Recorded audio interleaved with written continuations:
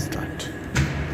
नहमदुहु व नुसल्ली अला रसूलिही करीम, अम्मा बाद, औज़ु बिल्लाहि मिनश शैतानिर रजीम, बिस्मिल्लाहिर रहमानिर रहीम।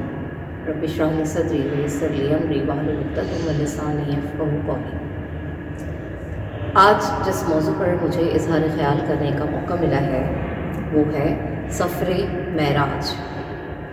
मैं अपनी इस बात का आगाज़ इस खूबसूरत शेर से करूँगी कि एक पल में गए अर्श पर और लौटे ज़मीन पर, एक पल में गए अर्श पर और लौटे ज़मीन पर, दुनिया है इस बात पर हैरान शब-ए मेराज। सबसे पहले हम इस वाक़े की अहमियत और हकीकत को वाज़ेह करते हैं कि वो क्या ज़राए हैं कि ये वाक़या हम तक पहुँचा है। बहैसियत मुस्लिम ये हमें पता है कि दो अहम ज़राए, यानी नंबर 1 कुरान पाक और दूसरा अहादीस नबवी सल्लल्लाहु अलैहि वसल्लम, इन तक ये हम सफ़र मेराज का पूरा वाक़या हम तक पहुँचा है। इस सफ़र मुबारक के दो हिस्से हैं। एक हिस्सा ज़मीनी है, यानी मस्जिद हराम से मस्जिद अक्सा तक, और दूसरा हिस्सा आसमानी है, यानी मस्जिद अक्सा से सिदरतुल मुंतहा तक। तर्जुमा है,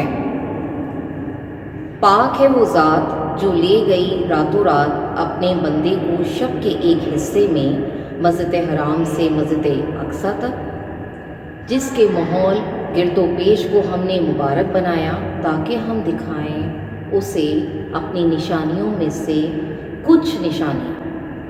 यकीनन वो सब कुछ सुनने वाला और सब कुछ देखने वाला तो सिर्फ वो तबारक व तआला है। ये सूरह बनी इसराइल की पहली आयत है। सूरह बनी इसराइल का दूसरा नाम सूरह इसरा भी है। इस सफ़र का जो आसमानी हिस्सा है उसका ज़िक्र सूरह नजम में आया है। तो ये तो बात हो गई इस सफ़र के ज़राए की।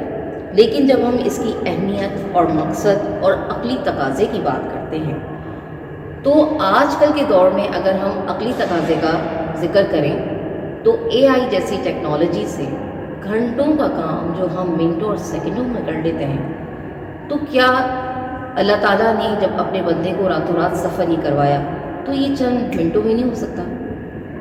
तो क्या हमें इसके लिए तौजीहात की ज़रूरत पड़ेगी, तफसीलात की ज़रूरत पड़ेगी? बिल्कुल ऐसे ही अक़ली ज़राए जो है, जब उस दौर में जब आप सल्लल्लाहु अलैहि वसल्लम ने आके सुनाया तो सबसे पहले अबू जहल, तो उसने जब ये बात सुनी है कि रातों रात गए मस्जिद अक्सा, फिर वहाँ से आसमान पे गए, फिर अल्लाह ताला से मुलाकात हुई, फिर वापस भी आ गए, तो उन्होंने सबसे कहा कि आओ आओ ए आले काब, ये देखो ये क्या फरमा रहे हैं, ये क्या कह रहे हैं, है कि ये लोग रातों रात गए, ये जो है अल्लाह ताला से मुलाकात भी हुई है, पहले मस्जिद अक्सा गए, फिर उसके बाद आसमान पे गए। तो लोग हैरत से देखने लगे और फिर ठट्टे मार के हंसने लगे। और फिर एक गिरोह जो कि आप सल्लल्लाहु अलैहि वसल्लम के जो जिगरी दोस्त थे, गारे यार थे, कि हज़रत अबू बकर सिद्दीक़ रज़ी अल्लाह ताला अन्हु के पास गए। वो कह लेंगे देखो तुम्हारा दोस्त क्या बातें कर रहा है।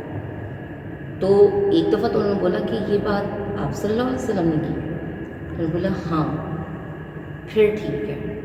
तो आप ये देखें कि एक अक़ली तकाज़ा वो भी था कि एक गारे यार को उठा के सिद्दीक़ का दर्जा मिल गया उसी वक्त, और अबू जहल जो चचा था उसको हमेशा के लिए जहन्नुमा से हो गई। आज भी अगर आप सऊदीया जाएं तो वहाँ पे अगर देखें जहाँ अबू जहल का घर था तो वहाँ पे क्या बना हुआ है, वहाँ पे वॉशरूम बने हुए हैं। ये है, आप देखें। तो इसीलिए अक़ल का तकाज़ा जहाँ हम इतना लड़ाते हैं, तो मग़रिब के जितने मुफ़क्किरीन हैं उन्होंने तो बहुत कलेबाजियाँ खाई हैं इस सफ़र मेराज को लेके, और बहुत ज़्यादा तौजीहात और तफसीलात पेश करी हैं, तो वो हार के बैठ गए हैं। लेकिन जो मशरिक़ है उसके जितने भी मुफ़क्किरीन हैं वो आज भी थोड़े बहुत उसी पे अपने अक़ली तौजीहात लड़ाते हैं कि जो सर सैयद अहमद ख़ान ने पेश करी थी।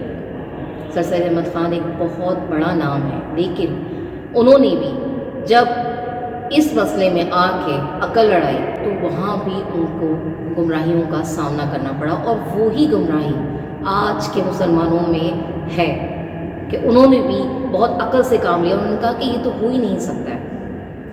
بہرحال اگر میں اس کی ایک چھوٹی سی مثال اور پیش کروں کہ کوئی بھی واقعہ ہو، کوئی بھی تجربہ ہو، کوئی بھی معاملہ ہو، اس کی حقیقت کو جاننے کے لیے، اس کی ایمان لانے کے لیے، اس پہ یقین رکھنے کے لیے 3 درجے ہوتے ہیں۔ پہلا ہے علم الیقین، دوسرا ہے عین الیقین، تیسرا ہے حق الیقین۔ اب یہ 3 کیا چیزیں ہیں، اور یہ تینوں یقین جو ہے سورہ تکاثر میں آئے۔ تو سب سے پہلا ہے علم الیقین۔ علم الیقین ہے کیا؟ جیسے آپ نے دیکھا کہ کہیں دھواں ہے، تو ظاہر سی بات ہے ہمارے علم کے مطابق کہیں سے اگر دھواں اٹھ رہا ہو تو اٹس مین وہاں پہ آگ لگی ہے۔ تو آپ نے اپنے عقل کے مطابق جو ہے یہ کہا کہ وہاں پہ آگ لگی تبھی دھواں اٹھ رہا ہے۔ پھر آپ آگے بڑھے اور جا کے مشاہدہ کیا، خود دیکھا اپنی آنکھ سے، تو یہ ہو گیا عین الیقین۔ اور حق الیقین کیا ہے؟ حق الیقین یہ ہے کہ جب یا تو آگ آپ کو چھو جائے یا آپ آگ کو چھو لیں تو تکلیف ہو، محسوس ہو، تو وہ آپ نے تجربہ کر کے دیکھ لیا، یہ ہے حق الیقین۔ تو اسی لیے کہ ہمیں کسی بات کو دیکھنا، اس کو پرکھنا، اس کو سمجھنا، یہ تمام چیزیں آنی چاہیے۔